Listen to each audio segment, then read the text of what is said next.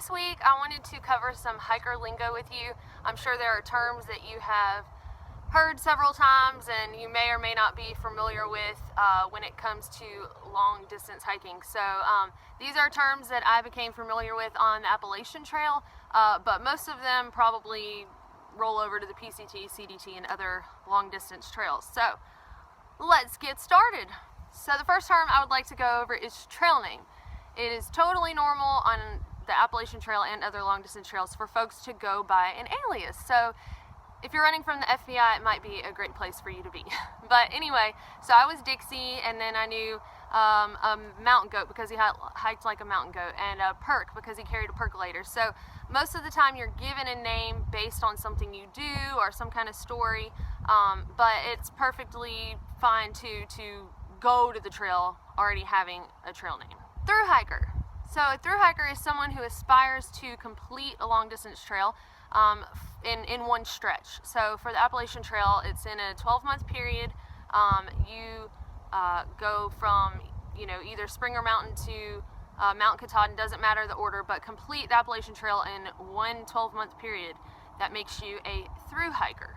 Section hiker. So a section hiker is somebody that completes the Appalachian Trail in sections over time. So instead of in 1 year, it's done, potentially over 20 years, and then in different sections. Day hiker. So a day hiker is a person that while you're hiking the AT, you come across and they smell wonderful. So you're like stinky and you're gross and you're not used to smelling like deodorant, perfume, and all of that stuff, and you go down the trail and you're like, when they pass you, because they smell wonderful. That is a day hiker. Nobo, N-O-B-O, is somebody who is northbound. So that's somebody who starts at Springer Mountain, Georgia, and hikes up to Mount Katahdin and completes their thru-hike in that direction. Sobo. Sobo is opposite of Nobo. It's somebody that hikes southbound on the Appalachian Trail from Mount Katahdin to Springer Mountain, Georgia. Flip-flop. That is somebody who goes either from south to from Springer Mountain to like Harper's Ferry, or somewhere in the middle of the trail, then maybe flips back up to Mount Katahdin and then hikes south and finishes at Harper's Ferry or any other trail town in between Springer Mountain and Katahdin. It doesn't really matter where you start, but you end up flipping sometime during your trip. And it's really been encouraged lately by the ATC for people to do either a flip-flop or a southbound hike. It's less impact on the trail. I mean, it makes sense. So instead of having this huge herd of hikers going in one direction, because it is more typical for folks to hike Nobo. But anyway, so that's something to consider. And then also timing. You can really keep the weather beautiful and optimal for your trip if you do, kind of a flip-flop deal. But as long as you complete it all in 12 months, you will be a thru-hiker. It doesn't matter which direction you go, where you start, how you finish, whatever. As long as you actually hike all of the trail. Tramily. So Tramily is trail family. I had a wonderful tramily. These people just become your family. They are your family. You're with them for such a long period of time. You learn so much about each other, and this just kind of happens naturally. You get out there, you're around these people, and a lot of folks start off like, oh, I'm gonna have time by myself and to think, and then you meet your tramily, and that just goes out the window. So I had a wonderful tramily. We called ourselves the fam, but anyway, there were about 10 of us that all hiked together. It ranged from an 18-year-old mountain goat to a 30-something-year-old camel, and so just all walks of life, but we were tramily. Trail Magic and Trail Angel. So I feel like I've covered this one pretty well in other videos. If you haven't seen those, you should check them out. Trail Magic is a wonderful thing. It can be anything from a ride to town. Somebody offers you a ride to town so you don't have to walk an extra 3 to 10 miles on a paved road to get to town. It could be somebody that comes and cooks at a road crossing for you, or just leaves a cooler of Coca-Colas or something like that next to the trail. Just does something completely nice for hikers, and not because they want anything in return, just to be nice. That is Trail Magic. And Trail Angels are the folks that give Trail Magic. So there was a trail angel who has recently passed away. His name was Bill Ackerley, and we all knew him as the Ice Cream Man. His house was very close to the trail, and he had a sign that was just awesome, directing hikers to his house. And there, he would give you some ice cream and some water, and let you camp in his yard, let you charge your phone at his house. I mean, he was just a wonderful, wonderful man, and helped so many thru hikers in his time. So I know he's gonna just really be missed along the trail and by the trail community. But whenever I went and saw Bill, we shared a love for Hank Williams Sr. So he put on a Hank CD and we were dancing on his porch, and we just really had a good time. But anyway, he was definitely a trail angel. Trail legs. So trail legs are what you desire to reach physically. You desire your trail legs, because when you first start out you're sore, and I mean, don't get me wrong, you're pretty much sore the whole 2,000 miles, but your trail legs, you think you've got them, you're like, oh yeah, I think I finally have my trail legs, but I didn't really get my trail legs for real until Virginia. So but it's just like where, I don't know, you notice yourself not taking as many breaks, like you can really just stride, like you hit that stride, and when you get your trail legs, you'll know. But that's what folks mean by that, and you can lose them in a week, I promise, because it took a week off, and I had to work on those trail legs again. Vitamin I. So that is what you take before you reach trail leg status, and vitamin I is also known as ibuprofen. Hiker trash. This one is kind of, I guess it started off as more derogatory, and now we just kind of take it and run with it and own it. So you're stinky, you know, you just look like trash, and you're a hiker, so you're a hiker trash. But there's some things that you do that kind of show your hiker trash-iness. For example, if you get too far from the trail, folks start mistaking you for a homeless person. I hopped off in Salem, Virginia, and I was not at the nearest town, like to the trail. I was kind of a little bit further out, and I stopped at a McDonald's and got some food, and folks were looking at me weird and, you know, doing this number, and I just owned it, and it had been raining for days. My stuff smelled like mildew, so I definitely went in the bathroom and washed my socks and my shirt and like several things in the sink, and then hung them out in the bushes at McDonald's while I ordered my food and ate. So prime example of hiker trash. 0 day. So 0 day is when you don't have to go to town. I mean, you could just sit in the woods, but most of the time 0 days are spent in a town where you don't hike any positive miles on the Appalachian Trail. So you're just, you know, sitting there in town. Unfortunately, most of the time on 0 days, you do a lot of walking around if you're in a town, because you've got to go to the laundromat, or you've got to go, you know, resupply and go, you know, back to your hotel and or wherever you're staying, wherever you're camping. So all of these things are usually not right next to each other. So you're doing a little bit of walking anyway, but no positive miles on the trail, 0 day. Nearo day. So a Nearo is what it sounds like. It's nearly a zero. So maybe you only hike 2 or 3 miles. You know, it's just pretty close to a zero, but you did do some positive miles on the trail. All right, so let's go over the blazes. Everyone hears about the white blaze. That is a 2x6 rectangle that you see on trees, rocks, all kinds of things on the Appalachian Trail to indicate that you are on the AT. So purists, if you've ever heard of a purist, is somebody who has determined they are going to see every single white blaze. So if there are 2 exits to a shelter, like a northbound and a southbound or whatever, you go in the same exit, like, so you go out the same way that you came in, if that makes sense, because you don't want to miss that 10-foot section of trail or whatever. And I'm guilty. I am a purist. I don't hold everybody to that standard, but I wanted to, you know, see every white blaze while I was on the trail. I was determined I'm going to hike the entire Appalachian Trail, and so I didn't want to miss a single white blaze. Blue blaze.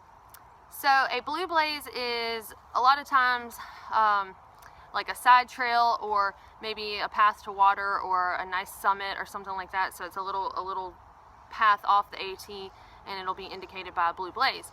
Sometimes also they'll have like a reroute of the AT, maybe a little bit easier of a way, you know, to detour something, or maybe if there's high water, this is a path you could take to kind of avoid that.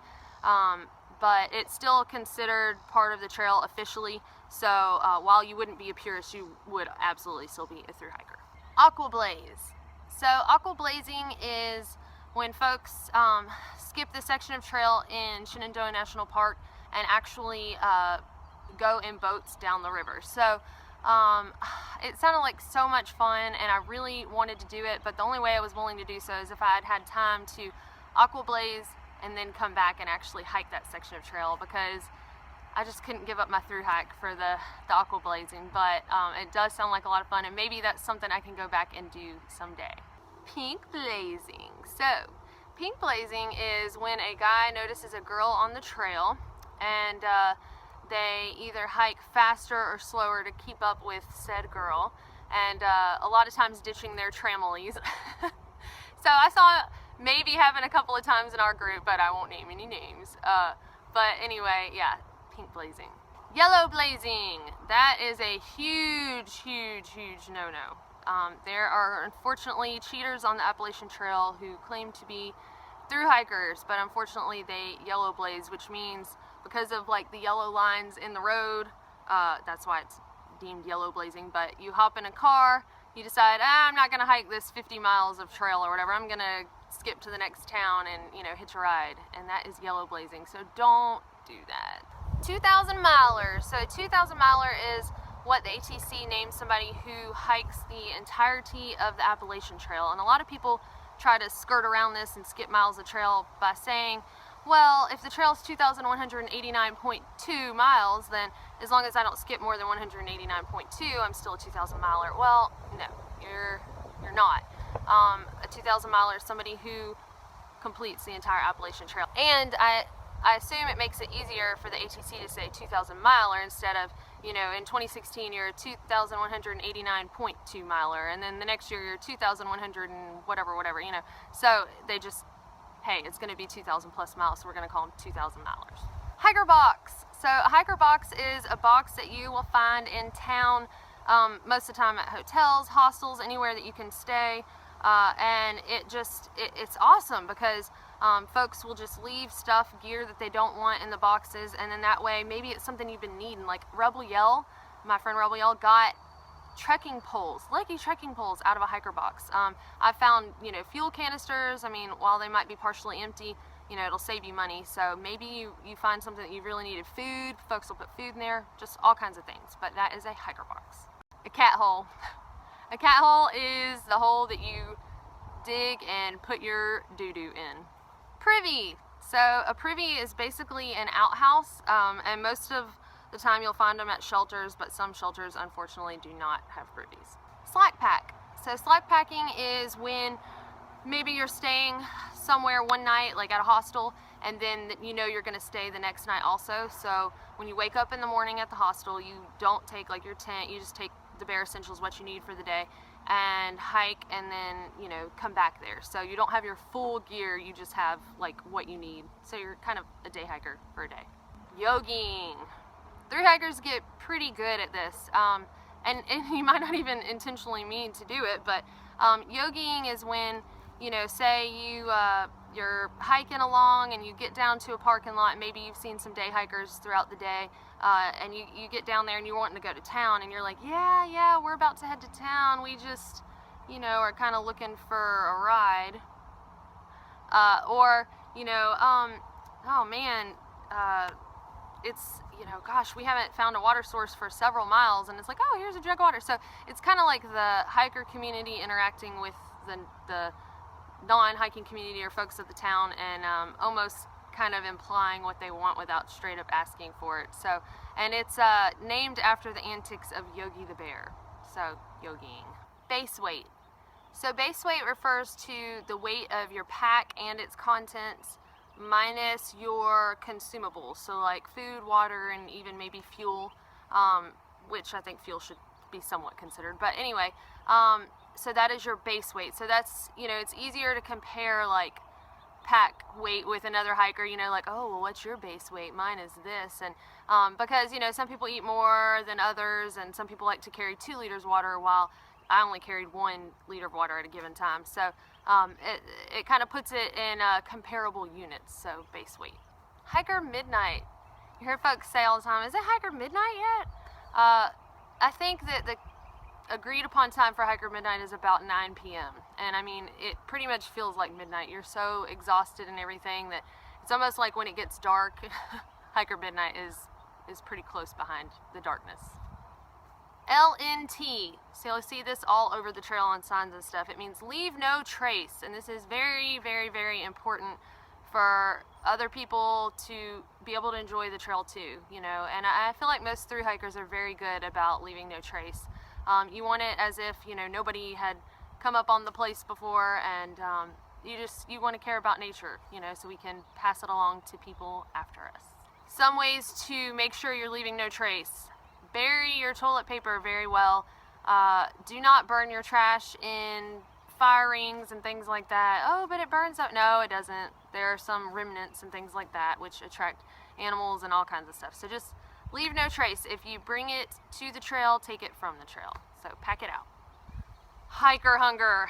I heard about hiker hunger a lot before hiking, and I did not realize how much hiker hunger is really a thing. So at first, you're not, you're really not as hungry as you think you would be. Like, you just did so many miles in a day, and you know, you're just like, honestly, I don't really feel like eating. But then your body gets so used to, every day we're gonna do this, we're gonna hike, and it just like starts craving calories because you're burning more calories than you're really able to consume. So it's just that feeling of like, I could just eat a whole elephant, and you're really almost sometimes disgusted with yourself when you see how much you've just eaten. And it's always awesome to find all-you-can-eat restaurants in town, and I mean, all hikers just love food because of hiker hunger. Cowboy camping. So cowboy camping is when you just throw out your sleeping pad and your sleeping bag and you sleep under the stars with no shelter. You just throw your stuff down somewhere and say, here I am, I'm sleeping here tonight up under the stars like a cowboy. Stealth camping. So stealth camping is where you're not camping at a designated area, so you're just gonna stealth for the night. So, I mean, a lot of folks have mixed emotions about this. You know, if hikers stealth all the time and don't stay at designated camp areas, yes, you know, you're having more impact on nature. But the truth is, sometimes when, you know, you think, hey, I'm gonna do 20 miles today, and something starts hurting along the way, or you know you're not going to make it there, and you find a water source or whatever, sometimes things happen and you just have to stealth camp. There are areas where stealth camping is strictly prohibited though, and you will be informed of that when you get in those areas. Mail drop and bounce box. So a mail drop is when either you send yourself something for the future before you start hiking the trail, or like a family member or friend sends you something. So maybe I'll do a video on mail drops and kind of the way to send them, and what you should do about that, and some things that you might enjoy sending yourself or having other people send you if you have a hiker out on the trail, things that they might like. And then a bounce box is, well, really you can bounce forward any mail drop.